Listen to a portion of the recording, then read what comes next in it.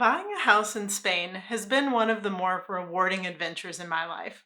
But just like many other places in the world, including the US, there can be division over the topic of the impacts on the local community and economy when people from other places come in and buy up properties. On Instagram, I've received comments from Spaniards telling me, "We don't want you here," or "Go back to America," or people calling me a colonizer or other buzzwords that they deem I'm worthy of after watching a 30-second clip. Then in other cases, I've had wonderful comments welcoming me to Spain and even conversations with those who want to encourage tourists and expats to come to their area. So today I want to tackle the difficult and controversial topic. Are expats and tourists good for Spain? Many of the negative comments I received were from over a year ago, but recently the topic has really been in the news as protests have taken place in various cities around Spain, with one instance resulting in tourist dinners being interrupted by protesters with water guns. So, before I dive into a few categories that I've broken this down into, I want to highlight that I'm not going to answer the question with a simple yes or no, nor do I think I can answer the question even in nuanced ways for anyone else. What I do want to do is highlight areas that I feel are impactful on the topic and maybe just leave you with something to think about or to comment about below. I feel like it can be so easy in controversial topics such as this one to take a side, to say one thing is right or one thing is wrong. But the truth is often more nuanced than that.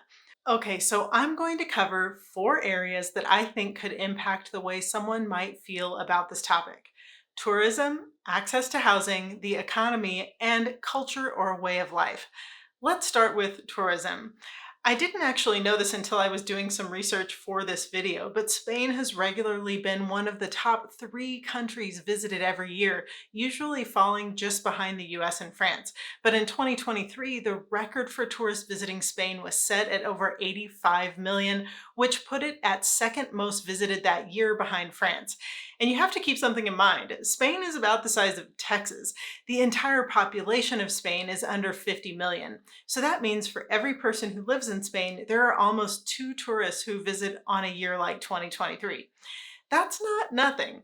Now, being a tourist in Spain and being an expat or immigrant to Spain are not the same thing, but when it comes to dealing with the impact of having a lot of people who don't necessarily value your culture the same way that you do, I could see how that would have an impact, especially in areas that are more likely to have a large influx of tourists like Barcelona and Madrid or some of the islands or coastal areas. Now, this isn't really new for Spain. 2023 was a record, but the previous record was over 83 million. The majority of visitors every year are from the UK, usually falling between 17 and 18 million visitors a year. That's followed by France and Germany, which makes sense because of proximity. For those of you watching from the US, maybe you're like me and you didn't grow up hearing about Spain as a vacation destination. But if you're from Europe, Spain is the place everyone goes to get away from the gloomy weather and to visit the beautiful beaches. To me, it's similar to people in the US who visit Florida or Mexico. Anyway, what does that amount of tourism mean for the people who live in Spain? Well, from my observation, it really depends on two things: where you are and who you are. In the busy summer months in Spain, coastal cities like Dinia, not far from where I live, literally double in size. However, tourism doesn't have much impact on a town like mine that's just 20 minutes from there. In my town of Pego, many people actually want more tourists in order for the dying town to survive. And what I mean by who you are is this. Let's say you're a restaurant owner and tourism nearly doubles your business. If you're driven by profits, you may look at it favorably. But maybe you're someone who works a low paying job and all of the tourism just raises prices for you, making it harder to make ends meet. Some people certainly benefit from the tourism, while others are placed at a disadvantage, so you can start to see how nuanced the situation can be. The next thing that I've seen mentioned by folks from Spain and in some headlines is on the topic of access to housing. In Spain, homelessness has risen 24% since 2012. Another thing to note is that 60% of people in Spain aged 18 to 34 years old 60% live at home with their parents. But again, you can't just paint this situation with a broad brush. These problems are much more evident in larger cities. That's where all of the young people are moving to and out of small towns, in part because there are more jobs in the service industry, finance and banking, tech, transport, and tourism. Those cities are also more likely to have tourists looking for rentals and a lot of people from other countries looking to buy in those places. Compare that to a town like mine where they are literally looking for ways to incentivize tourists and expats to come and live because the young people are moving away, and many of these smaller towns once thrived on agriculture that is no longer keeping them afloat. They have to adapt and find new ways to survive. Then you add in short term vacation rentals, which undoubtedly have had some level of impact. And I'm not talking about taking a home that you own for yourself and renting it out when you're not there. I don't think the impact there is that great. But some investors may show up on the scene and buy up 20 properties that will be rented out full time. And just that has an impact on a couple more things. It means that fewer homes are available, so it lowers literal access, but because of demand, it may also drive up pricing, which makes access to housing more difficult for a Spaniard who may be living on half the income or even less than those from countries like the US or the UK. And the long term rental market in Spain, I can imagine, had not really been a moneymaker. So, as more people turn even their personal property into short term rentals, understanding supply and demand would lead us to believe that even long term rent prices would increase. So, we've discussed some tourism numbers and access to housing, but what about Spain's economy? I'm not an economist, and again, when we speak about numbers for the whole of Spain, I'd like to remind everyone that regions of Spain can vary greatly. It seems from what I've read that Spain had some numbers going in the right direction for the economy in 2023. Unemployment went down as the labor market did well, and job creation went up by 3.2%. Higher salaries and pensions are set to continue to move upward. All of this matters when it comes to affordability of housing for Spaniards, whether renting or buying. Now, it's also impossible to talk about Spain's economy without talking about tourism.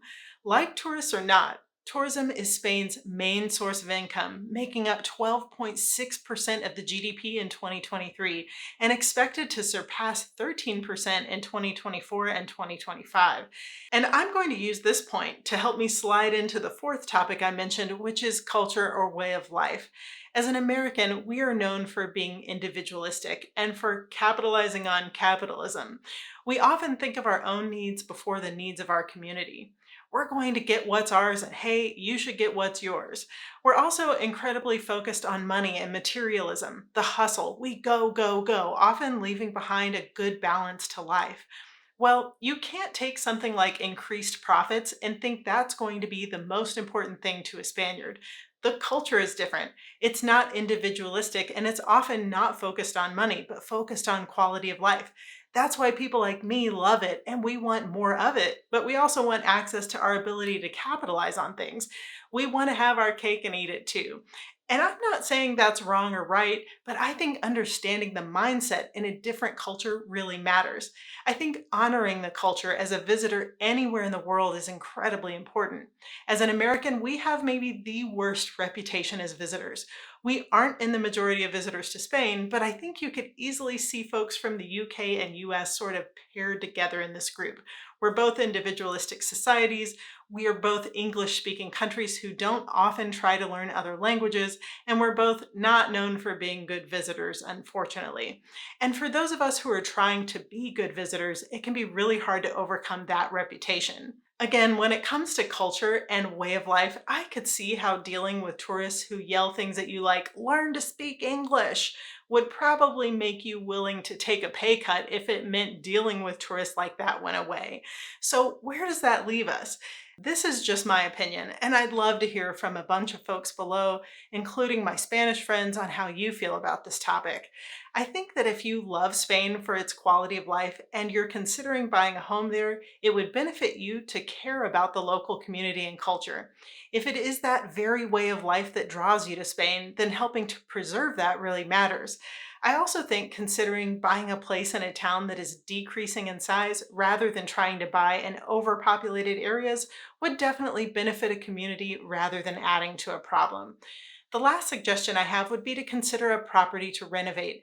This is a harder process for sure. There's more bureaucracy, and often it can be just as expensive or more expensive than buying a house that is ready to go.